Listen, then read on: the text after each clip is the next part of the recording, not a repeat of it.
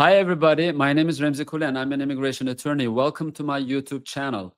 I've been doing immigration law for over 20 years, and I have a very dear guest today. His name is Julius Haryadi.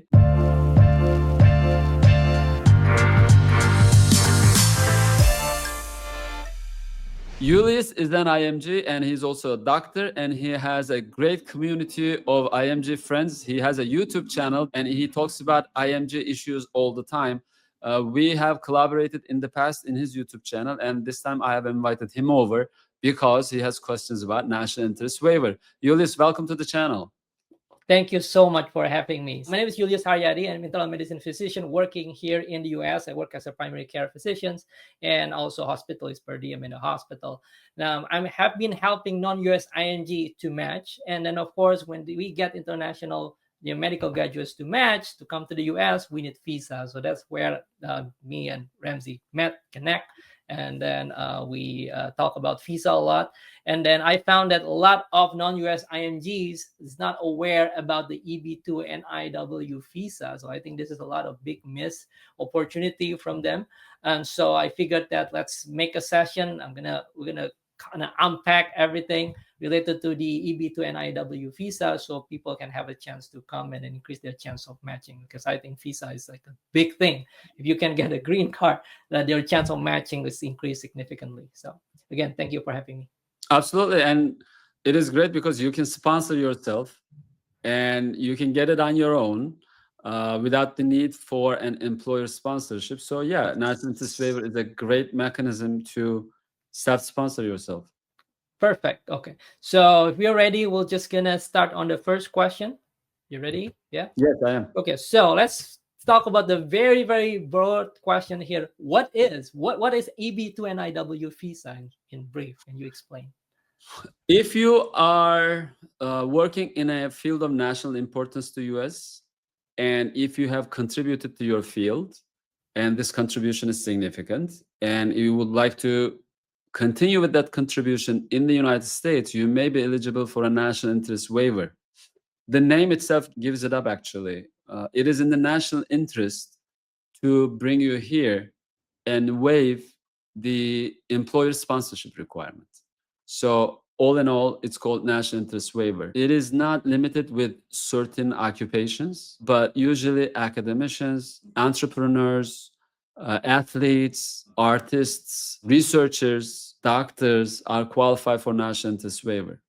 It is very interesting case law about this. You could do it for various artists, but mostly it is known as the academician visa, but it doesn't have to be in that field specifically. So in non-US IMG perspective, I think the thing that can be, provide a national impact, not necessarily being a doctor and being a resident, it's in and itself would be a national impact, I guess.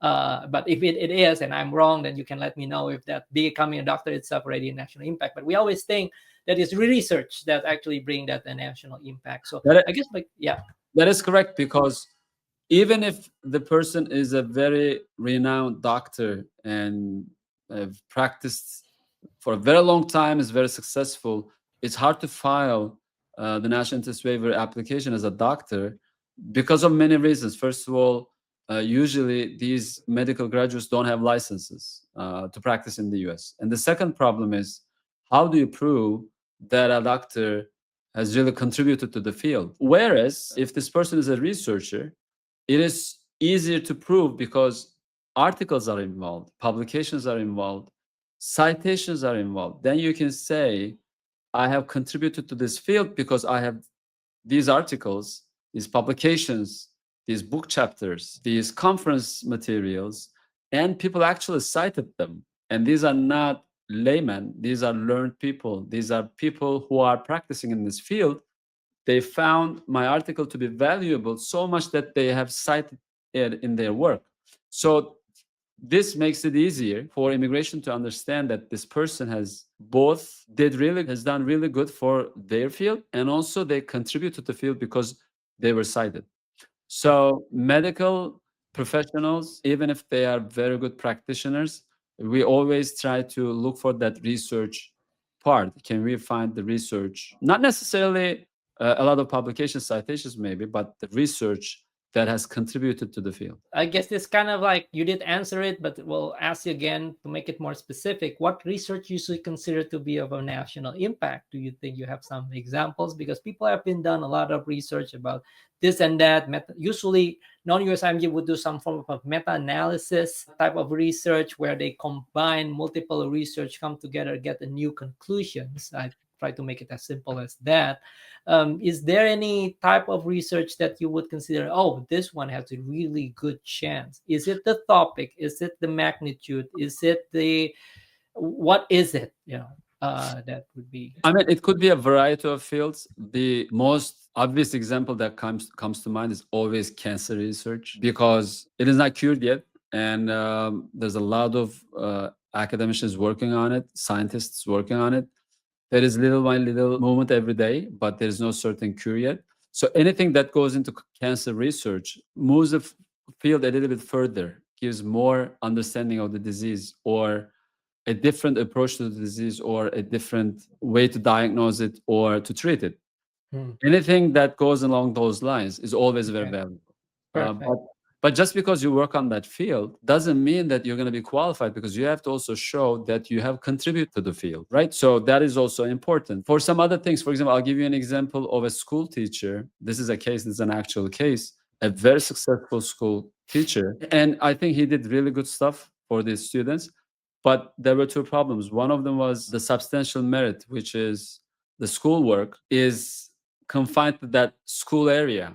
I mean, it doesn't impact the whole nation, right? So the geographical location, what you did, will affect the whole national interest is tied to the national effect. So sometimes the effect is regional, but that regional effect has also national implications. So there is all of these very detailed nuances, but the national interest is where you can show that this body of work will affect the nation as in general. Everybody is not a cancer patient, but if you can treat cancer, then this is in the national interest of the United States, because there's a lot of money spent on cancer patients and there's a lot of lives lost for this cancer. So it is in the national interest, although this specific person will be safe. So it is this national impact argument that you can make, that it doesn't going to only affect a certain group of people, it's going to affect the whole nation.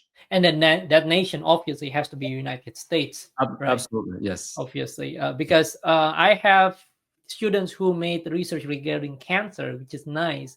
But unfortunately, the test that they do is inside their country, like in Ethiopia or Nigeria. It doesn't matter. It doesn't matter? It doesn't matter, because the important thing is the cancer research has some value in it for the scientific community, for the academicians. What you're going to say is, I have contributed to this field. There's a lot of citations. There's a lot of value in my work. I will continue this work as a researcher in the United States. I will have more opportunities. I will work with the US scientists, and I will make this field better. I will make my studies better. So this is certainly valid. I mean, not all the academicians we have are working in the US as academicians. These are most of foreign academicians who did really good in their own countries and who can do really good in the United States. And that's why US wants to have this talent in the US. It doesn't have to be a US research before filing.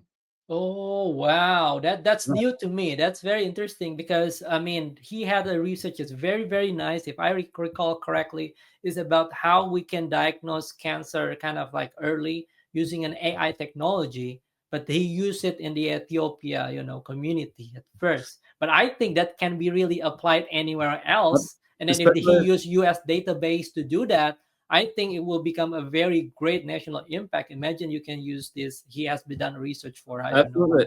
Especially if it's AI related, especially if it's STEM related. Definitely. There was a case where the national interest waiver was denied because end result, the interest that has come out from the research was only benefiting that profit company. I think it was a oil company. And then USCIS said, I mean, you're doing great. I mean, you're a great person. You did great. But research result, your work, the endeavor, so to speak, only benefits the oil company, not the whole nation. So, but here in the example of the African researcher, if he conducted some research over there, which can be used in the US, and usually this is what happens. The academicians are cited by international journals, academicians from all over the world. It's not a requirement, but the fact that these scientists are cited from all over the world also indicates that the science that we're talking about can be actually transferred or applied in the United States. If an academician has an idea about a study that he has conducted and he would like to either further it or change it a little bit, revise it a little bit, and continue in the US, and he can articulate it. This is very important. This is what's called future endeavor. What is your field of study in the US going to be? And USCIS is very specific about it. You have to be wording this out very carefully, articulating it very properly, because that's what they're going to judge you on. Is it okay for this person to come to the United States to do this specific thing? That's an eye-opening. Wow, very good.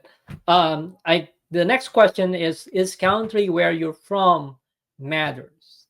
And then this is the reason I asked this question, because there is some countries, like I believe it's India for sure, but I don't know if it's China, that has a lot of backlog. And then it would be the same thing if I apply for EB-2 NIW and I need to wait 10 years to get it.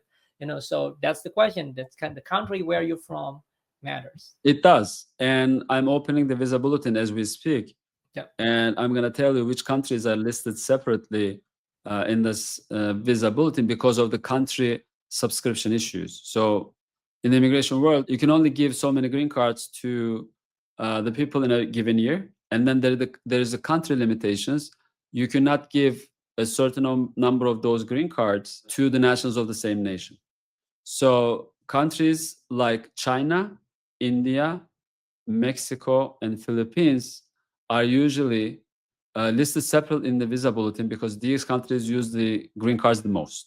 Okay, so in the EB-2 category, for example, China, India, Mexico, and Philippines seem to be coming either the same with the other countries. For example, to be more specific, Mexico and Philippines have the same priority date with other countries. But China, for example, is coming 2 years behind on visa numbers, and India is coming 10 years behind in visa numbers. So if you are filing for an EB-2 from India, you're going to wait 10 years, probably 10 years more than other people. And other people is waiting about 2 years now. So it's 2 years other people and 10 years India. And for China, it's probably about 4 years. So India and China seems to be the countries who have problem with EB-2s right now. Right. Okay. But that means, well, actually, we have IMGs from Pakistan and Nepal and then Ethiopia, Nigeria. We wouldn't have any problem. Those are all countries, and that's December 1st,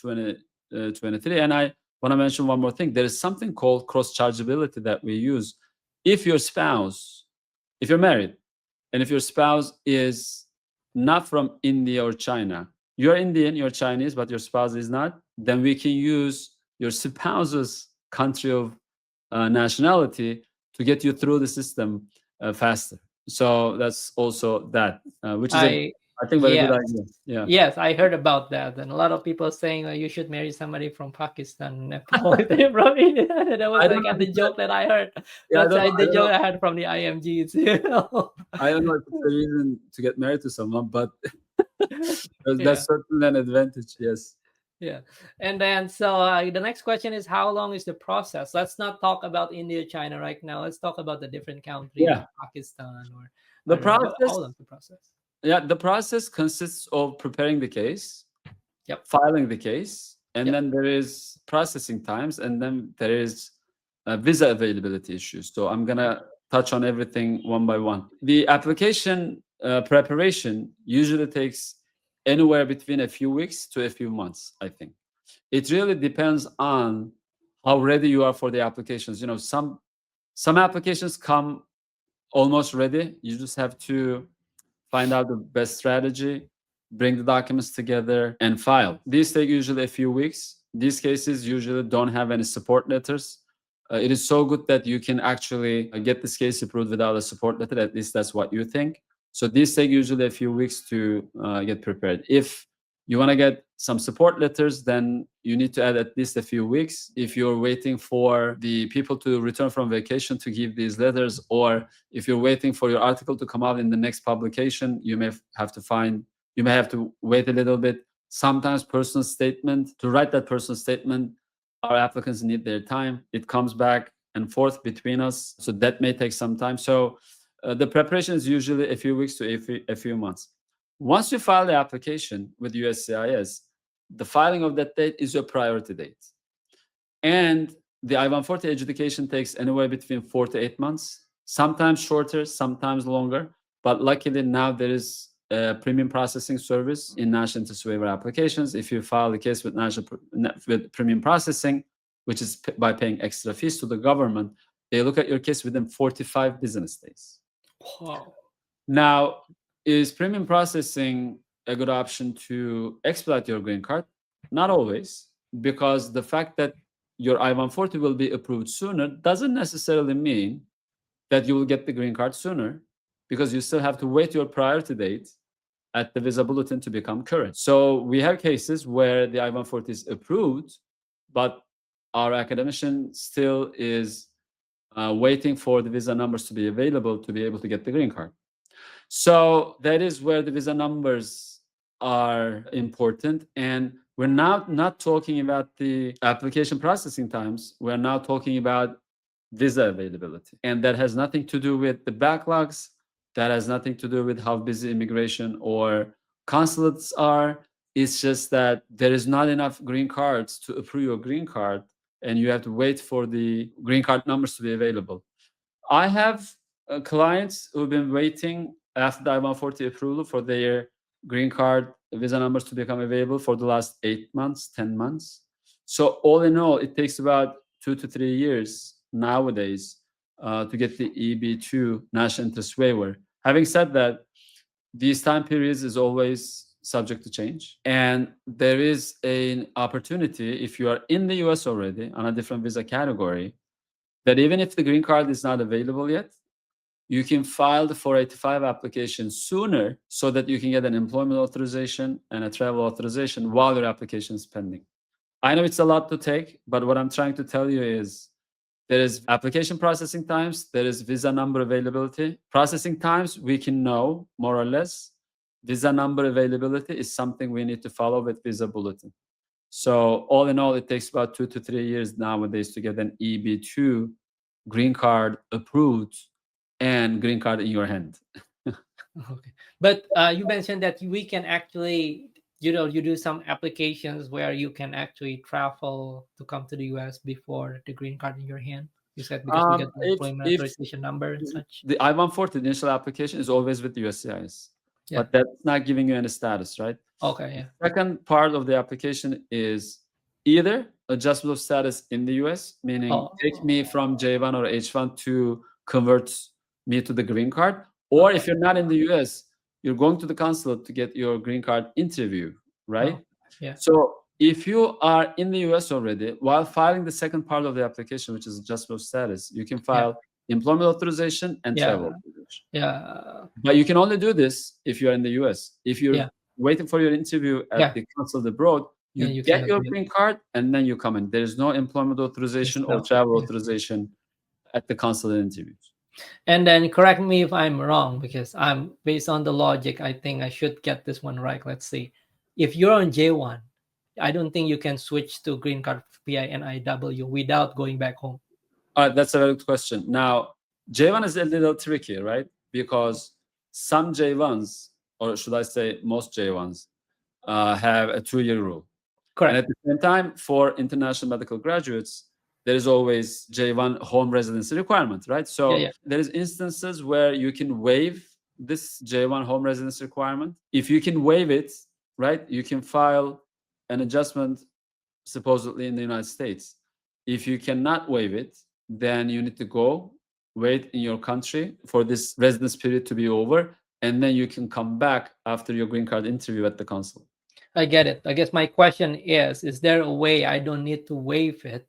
I don't need to go back to my home country. I just jump from J1 to green card right away through the EB-2 NIW. I don't think that's possible, though. I don't think even get married can get away from that responsibility. You're always subject to that. I remember about Conrad waiver.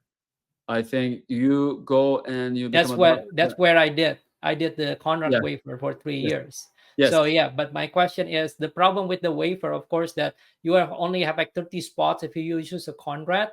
You have unlimited spots if you go to using a different type of program. But Mm. regardless, you will need to do waiver for 3 years, and you cannot go to work where you want to go to work No. if you go to a big city. Yes. So I guess the question is, can I jump from J1 to green card immediately without a waiver or going No. home by just going through the EB-2 NIW? I don't No. think you You can. cannot. No. I figure so. Yeah, because that's the issue with the J1. It's very Yes. locked. And I don't think you can get away from it by, I know, I'm sorry, out of topic, by getting married either. No, I don't because Yeah. you would be filing the same application, which is The for green just card status, for adjustment, H5 application, right? Yeah, and the J1 foreign residency requirement is a bar, prevents you from filing the adjustment of status application. That's the yeah. That's what I figured. Yeah, that's why I've been telling people, if you can go an H1B, it's better for you to get H1B, because I once you agree. go to J1, you're Yes. locked. You either do the waiver or you go home for 2 years. Yeah. Even not J1 getting is married, anything will not escape you from those responsibilities.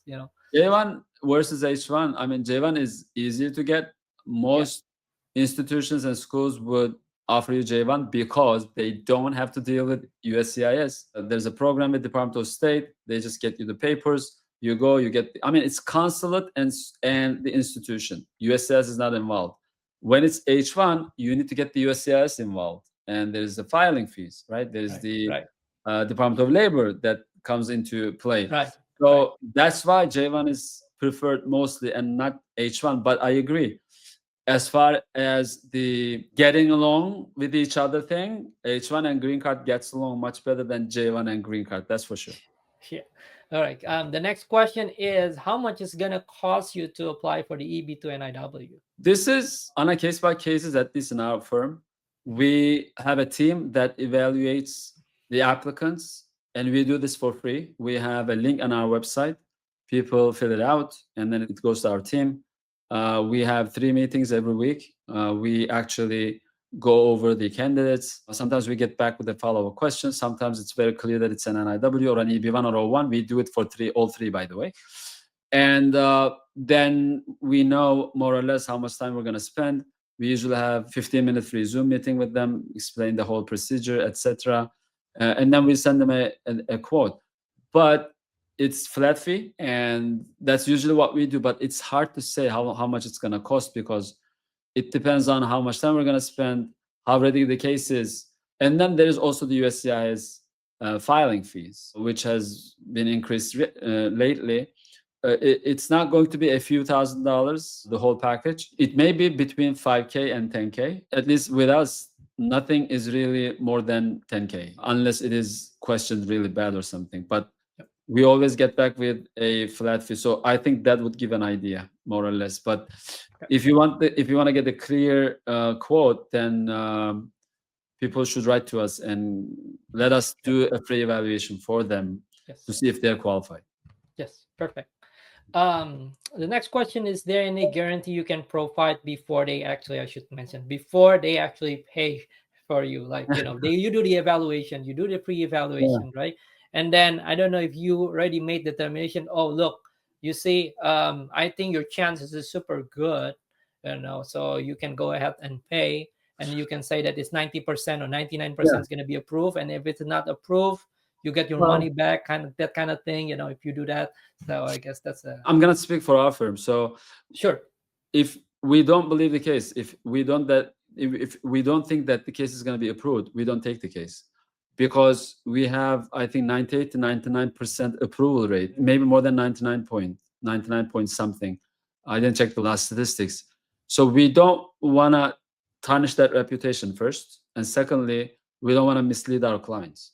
So although we cannot give you a guarantee, 99 point whatever cases are approved in our firm. So that gives you an idea, In very rare instances, we offer money back if it's not approved, but we can offer it more. Idea that I'm not so much into it is because I feel like our work is not being valued or undervalued, We really spend a lot of time on this. We don't take millions of cases every year. We take certain number of cases. We work on them really hard and we get them approved. We do have money back guarantee in a few cases where we think that we should really give it to them. But other than that, we have 99.8% approval rate, and I don't think it's required. If we had, for example, 80% approval rate, then this would be a concern. But I don't think it's a concern with us, because if we don't believe the case, if we don't think that it's going to be approved, we tell this to the client and we don't take the case.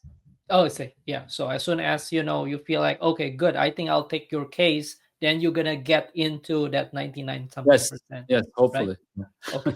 Yeah. Of course. Okay. This is the next question. What happened if you're also applying for B1, B2 while waiting for this application? Because some ING need to come to the USMLE to do USMLE Step 3 or clinical rotation in the US. So while waiting for the EB-2 NIW, is it advisable to have a different visa, or we usually advise applicants to get their B1, B2 visas in their passports before they apply for the I-140, because the filing of the I-140 by itself doesn't mean that you have an immigrant intent or you're not going to come back to your own country. But a consular officer may construe this as you wanting to live in the US, and then they may say, you don't have enough ties with your country, you already filed an I-140. Having said that, if your B1, B2 is not going to expire for another year or 2 years, I don't think filing an I-140 is a problem. I've never had an issue where an I-140 prevented someone from getting a tourist visa.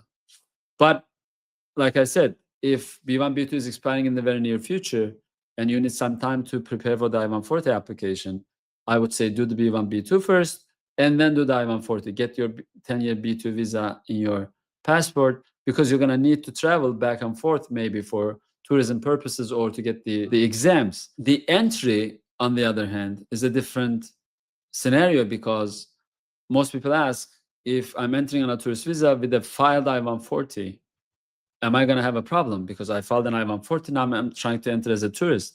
And the distinction is very clear. You may have filed an I-140, but your intention is to get the green card back at home.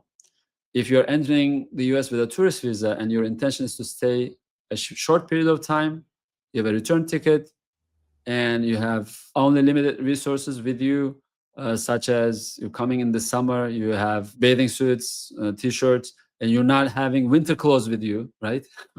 That doesn't, which can mean that you're going to stay the winter over, right? So if you don't have those things, I don't think it's going to be a problem, and we never had a problem. So your intent must be staying in the US for a while and then leaving. Then you don't have a problem, even if you have a pending I-140. I think that's my last questions. I don't think I have any more questions, except you have some more comment regarding the EB-2 NIW that we didn't cover, and you think that the non-US IMG needs to know.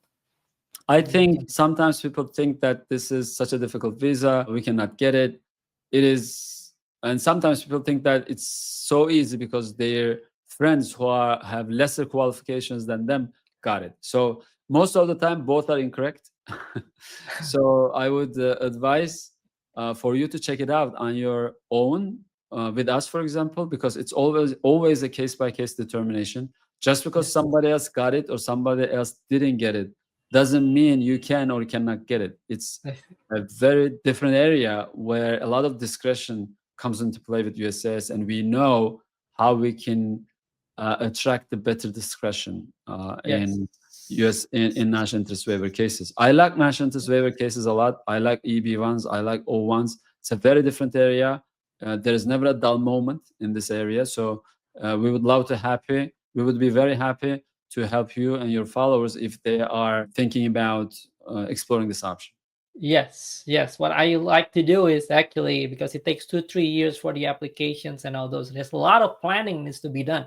And of course, now we have some more landmark or like foundations or idea what kind of research they should do, because it's better to do a research that can have a national impact, right, in the US better, right, rather than just do a random research. Let's do that, and we can aim for EB-2 NIW, and then this is the part that people are actually lacking. So really appreciate the session today. I think it will really help a lot, and then we'll create a lot of awareness, and then so people can get the green. And we're gonna put the website info on the channel. There you can go to request a free evaluation, and one can click on EB1, EB2, or O1 and fill out the whole form. It comes to us, and then we do the evaluation. Excellent. And maybe one day we can have a candidate, you, me, and the candidate, and we can Yes. go over their credentials and see how we make these determinations, right? So that would Correct. be, I think That that would would be be a lot of fun. exciting. Yeah. That will be exciting. Okay, we should do All that right. another day. Okay. Okay. Very good. Yulis, thank you so much for joining me in the channel. Although you were my guest, you asked the questions, and well, that's a different format. I'm glad you were here. Thank you for your time. Please subscribe to our channel, like the video. If you know people who are interested in these visa applications, please forward it to them. Yulis has his own YouTube channel. I'll give you the handle and his channel's link so that you can follow him as well. Yulis, anything else you want to say before we sign off? No, that's all. I mean, thank you so much. I always appreciate, always privileged, always fun to talk to you. I always learn something new every time. So really, really appreciate it. Look forward to work with Thank you you. again in the You future. are very nice. You are very nice. Okay. You're very kind. Okay. Okay. Thank All you. right. Thank you. Thank you. Good day. Bye now. See you in the next video. Take care.